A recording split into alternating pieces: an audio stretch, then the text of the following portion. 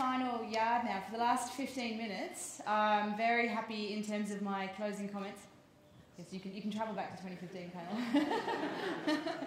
For the last 15 minutes, I'm very happy to be joined by two extremely esteemed speakers, just to bring it back to today, to bring it back to October 2015, and to focus quite firmly on a major event which is happening in the next couple of months. And in particular, I'm obviously talking about the Paris Conference of Parties. So I have two final speakers who I'd like to welcome to the stage in terms of just taking a few moments to talk through what we can likely see in Paris. So if I could please invite onto the stage the Right Honourable John Gumner, the Lord Deben, who is a UK Cabinet member for 16 years, I think it would be fair to say, the longest serving Secretary of State for the Environment in the UK. And he's also currently Chairman of the Committee on Climate Change. So this is the organisation which advises the UK government in terms of setting carbon budgets and tackling climate change. I'd also like to welcome to the stage His Excellency Christophe Lecourtier, who's the Ambassador from France to Australia. And we're just going to spend 15 minutes just to focus, really zero in right up to the end of the conference on Paris. So please join me in welcoming our very esteemed panel.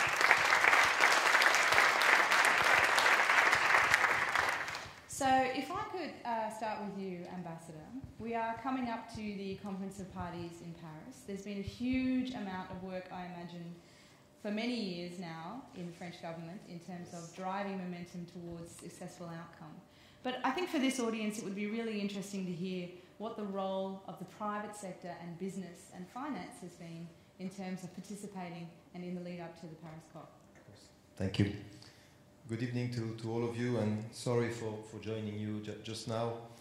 But the whole issue is just about joining before it's too late. Let's come back to 2015 after the very interesting debates about 2050. Well, you know that my country, France, has taken a huge responsibility in organizing such a conference. There were indeed no other countries that were candidates to do so.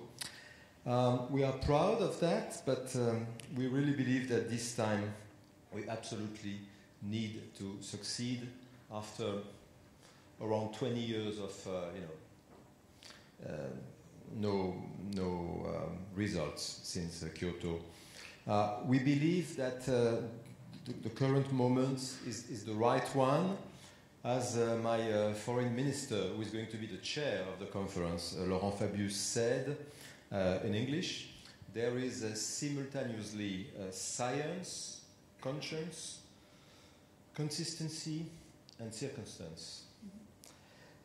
You've been talking probably a bit about science, and probably Lord Deben might come back to that a bit later. But as far as conscience and consistency are concerned, the French chair has tried to work a bit differently than the previous COP in order to stimulate and broaden the support of all kinds of shareholders on the way to the COP.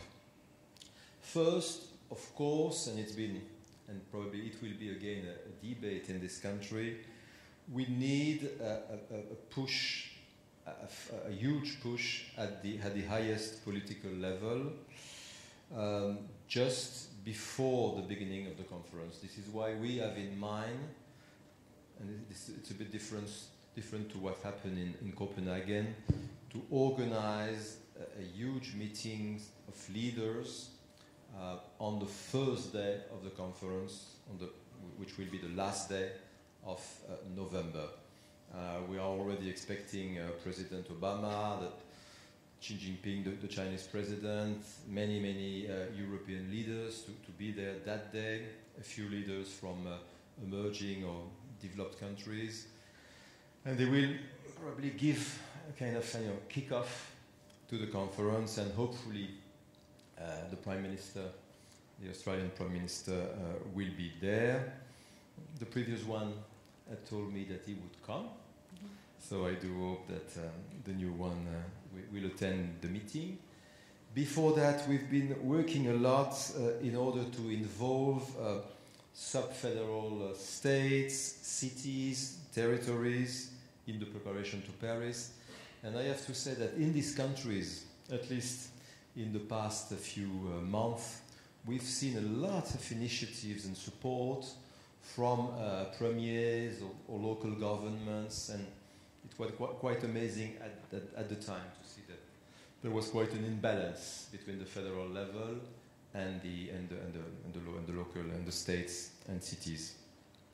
But that's not enough, and the second issue that you mentioned is, of course, the involvement of the business community.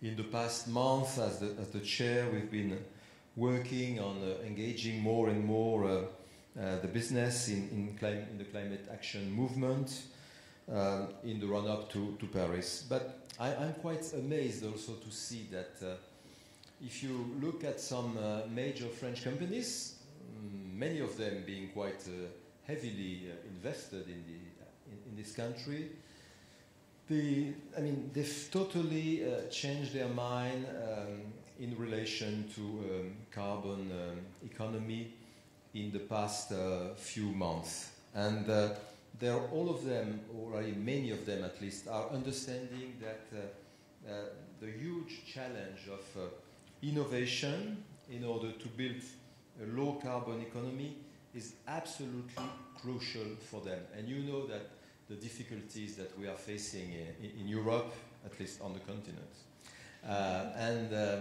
We need to find new drivers for a new economy. Otherwise, we shall remain in that very sad and slow motion economic situation. So investing heavily in new technologies in order to reduce the carbon footprint is absolutely essential, not only for the planet, of course, not only for the economies, but also for companies. To finish on that point, what's next? In Paris, we expect the business community, of course, to be a key actor of the action agenda. Probably this has been described before. There will be 4 pillars. We expect to have 4 pillars at the Paris conference. The first one being the so-called universal and legally binding agreement. The second one being the national contribution, INDCs. The third one being the issue of finance. And the fourth one, the action plan, what is called the Lima Paris Action Agenda, LPAA. And businesses will have 3 very concrete ways of engaging against climate change during the conference. The first one is to be part of a great number of cooperative actions.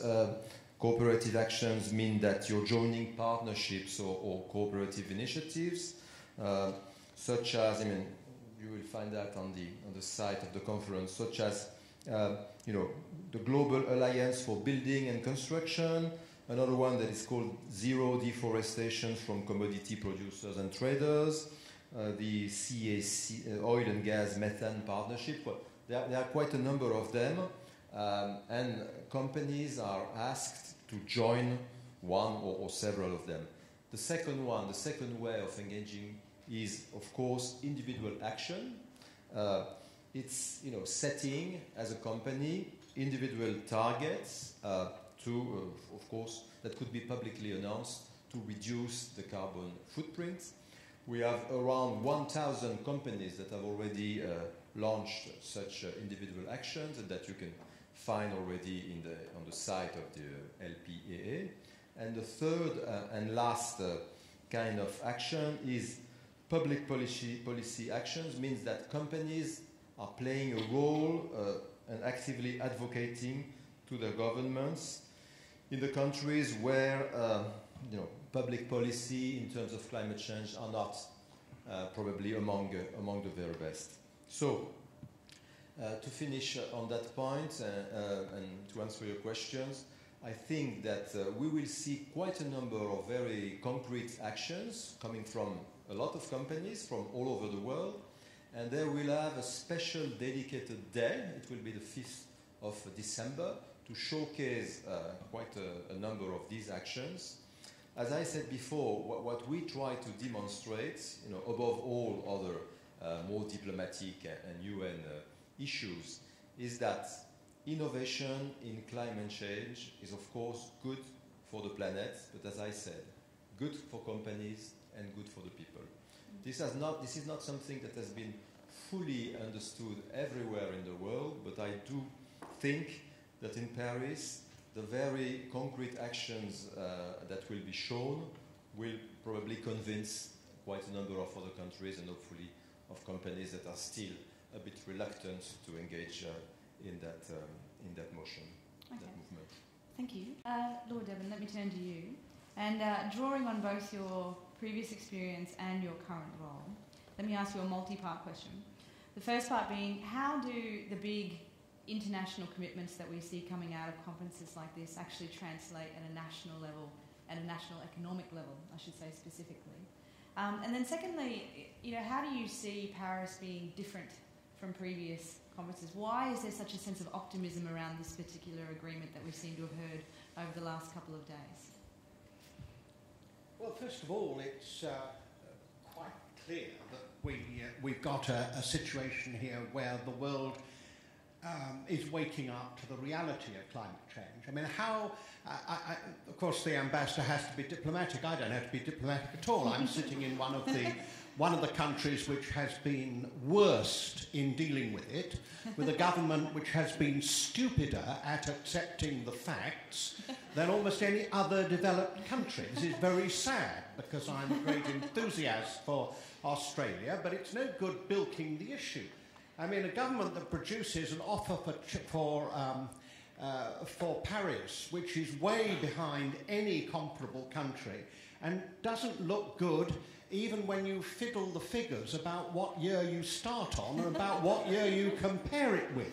The fact of the matter is, the first thing that needs to be done here is the kind of impact which business can make on politicians, because the trouble with politicians, and I've been one for 40 years, so I'm prepared to say this, the trouble with us is that we always blame somebody else if something's inconvenient. And politicians tend, particularly like me when they're on the right of centre, we tend to say, well, business doesn't like it. And that is, of course, what we've heard from the coalition here. The fact of the matter is that all round the world, the pace is being set by business. If you look at the people who are really pressing, it's business, because they can see that if they're going to be in business, we have to do something about climate change. And there is no way in which people are going to be in business in the sense that we mean it in not just 100 years' time. I mean, just take this weekend. What's happened this weekend? Well, we now know this is the hottest year since records began, and we're only in October, and we know that. If you look at the heat here in Australia this year, this spring, what that has meant, the bushfires, of course, we've become almost conditioned to the fact that this is an increasing problem. But at the same time, South Carolina has had floods of a kind they have never seen before. They call it biblical in proportion. The south of France has had floods which they talked about as apocalyptic. They have to use biblical, religious language to find something strong enough to explain what's happening. At the same time, there have been some of the worst landslides in history, mudslides in Guatemala. If you go across to Thailand, they've just produced a report with academics from Canada which shows that over the last 50 years, the increase in severe weather has been so much so that what used to be 200-year events are now happening every decade and faster. And of course, that doesn't mean to say you wait for 10 years. You can have 3 of them, one after the other. That's the fact. This has all happened literally while you've been sitting here in this conference. It is an amazing fact. So part of the reason why there's been a change is because business has begun to see that they won't be in business unless something really changes. And so when the right in the United States, who are supposed to be interested in business, talk about these things as if business doesn't want it. I tell you who doesn't want it. The Koch brothers and Peabody Coal Mines. Of course, they would like to put off this moment. And one of the things that we've got to do is to show that the rest of business won't put up with a fossil fuel campaign which doesn't accept that we are coming to the end of the fossil fuel era.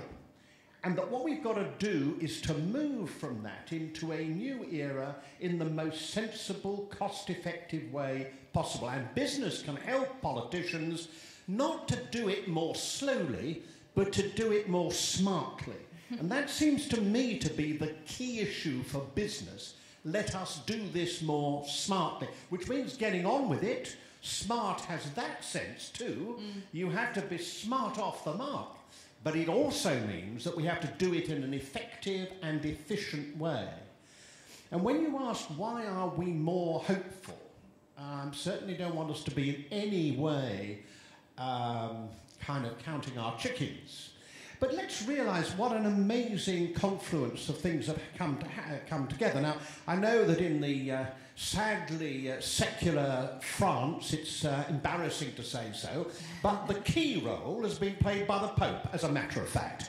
Because what he's done is to galvanise people to recognise that it's respectable and responsible and necessary for us to talk about this. This is not just a question of economics. It's a question of morality. We don't have a right to steal from our children. Now, I always think this is a very important point, this attitude, because people expect to lend to their children. Children borrow from their parents. They have a curious view of what borrowing means. It's not the same view as my bank manager has with me, because he expects to be paid back. But children do not expect parents to borrow from them, still less to borrow from them on the same terms that children borrow from us, i.e. that we have no intention of paying it back.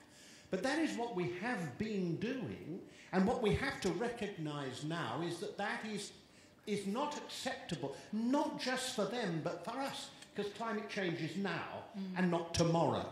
And the fact that there is so much greater an understanding of that seems to me to be the reason for the degree of optimism we have. I have one other thing just to say, and I'm afraid it's to come back where I was going to start.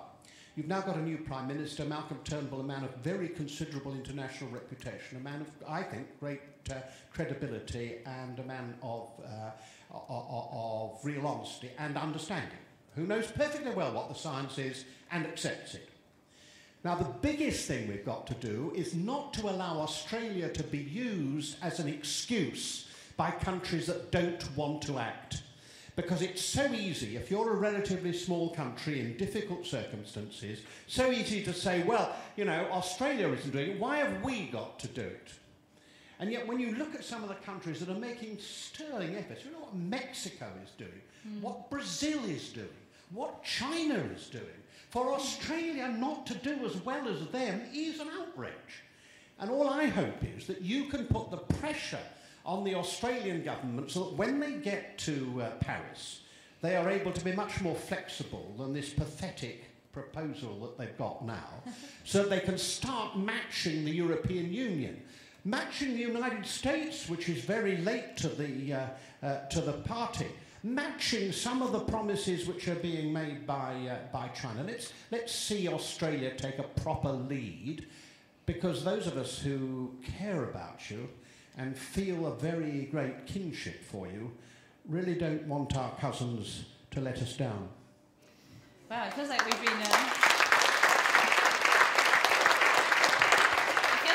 hit by the good cop, bad cop of European diplomacy here. But I have to say, I think there was some really insightful feedback on both of those answers. I guess I have one tiny little question for you, and then unfortunately we are going to have to wrap up. My one question for you, you've got a room full of investors here. What is the one thing you want them to go and do in the lead up to and in the period beyond Paris? What do they need to be doing? First of all, to make sure that people recognise that your investments won't be safe unless the world does something about climate change. What kind of investment can you make which doesn't get affected by a world of increasing food shortage, increasing water shortage, increasing political disruption, increasing inability to feed or look after our population? I am worried about a world which is actually increasingly unsafe. Somebody said once that no government was more than 9 meals from revolution. If we don't do something about climate change, it doesn't matter two hoots where you've invested or what you've invested in, because it won't be safe. So tell the governments that. Make them understand that most of the issues they're talking about are made worse by climate change. Never understood why Mr. Abbott didn't understand that much of the migratory pressures are because of climate change. If you've got a home like the Bangladeshis, where 100,000 people a year are dispossessed because the water is rising, and that's increasing all the time. If you live on a South Sea island that has to buy land in neighbouring countries because you know they're going to sink beneath the sea, if you're in those circumstances, hunger and poverty, they are driven in addition by climate change. So I want you to make sure that no politician can stand up and say, I can't help because business won't let me. I want politicians to have to stand up and say, I have to help because the business community insists upon it. And anybody who contributes to the, I am a conservative, so I can say it. Anybody who contributes to the National Country Party coalition should be saying to them, no climate change battle, no money. No fighting climate change, no subscription. No working against this terrible threat, no votes. That's how you stop people. Politicians look for two things: money to keep the machine going and votes. Deny them both if they deny climate change. Well, that's some encouraging words. Ambassador, are we 9 meals away from revolution, or what can we do to get the investors at the table and actively contributing to Paris? What's the one thing that everyone in this room should take away? Well, I don't know. We have a lot of reasons tonight to be optimistic, because I've heard my socialist president quoting and paying tribute to the Pope's encyclical. And tonight, an eminent British citizen doing the same thing, probably because there's something in between Darwin and the Pope and the Catholic Church that is going on.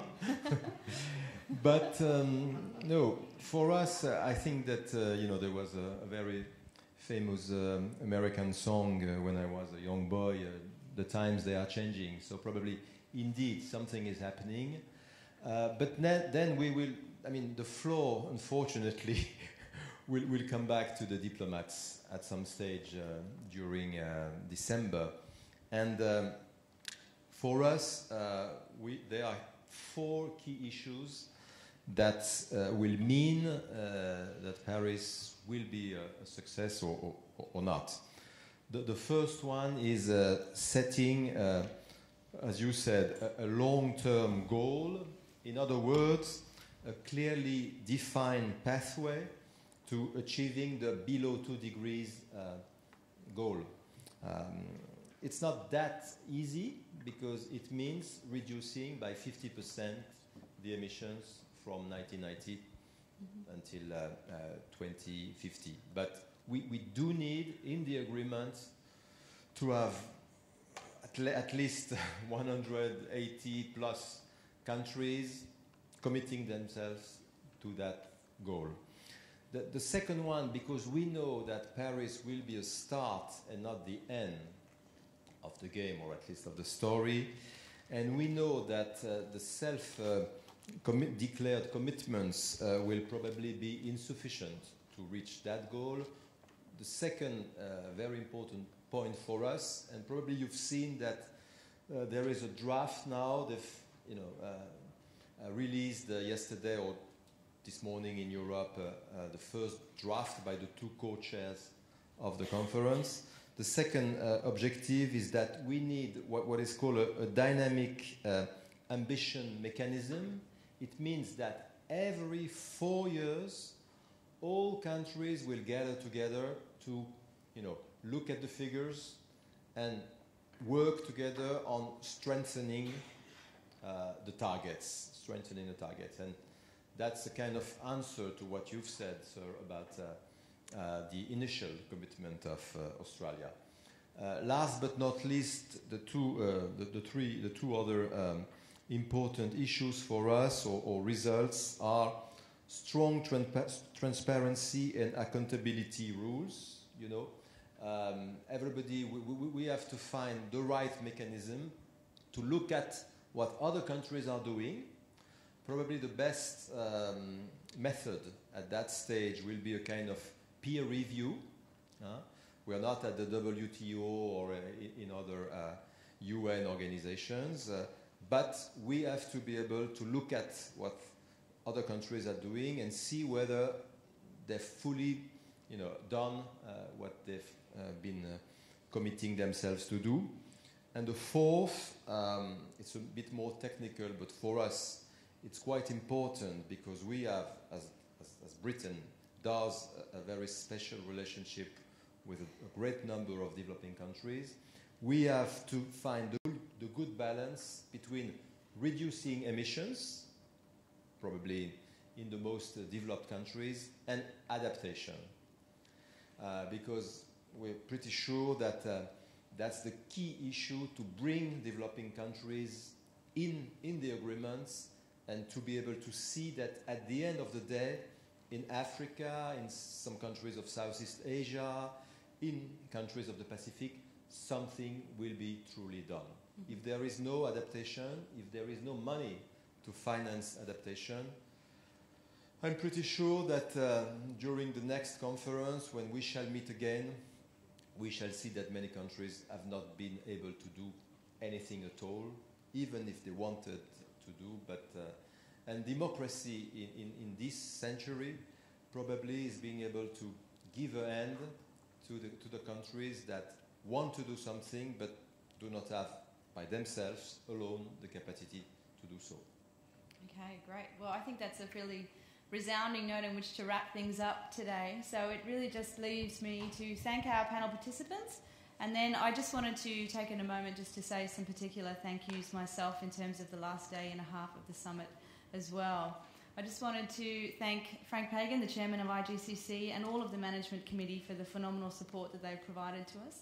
All of our sponsors, all of our speakers, who've all done an amazing job, I think you'll agree, in terms of their contributions over the last day and a half.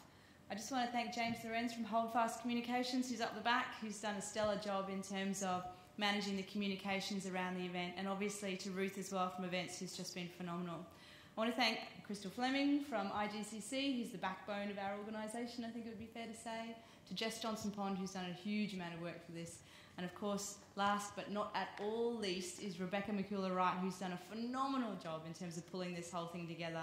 I really want to say a very big and particular thank you to her. She's up back in the orange scarf, so let's all clap and look at her so she's embarrassed. Thank you so much for coming and for staying through a heavy program and for all of your participation. We really appreciate it. Thank you very much.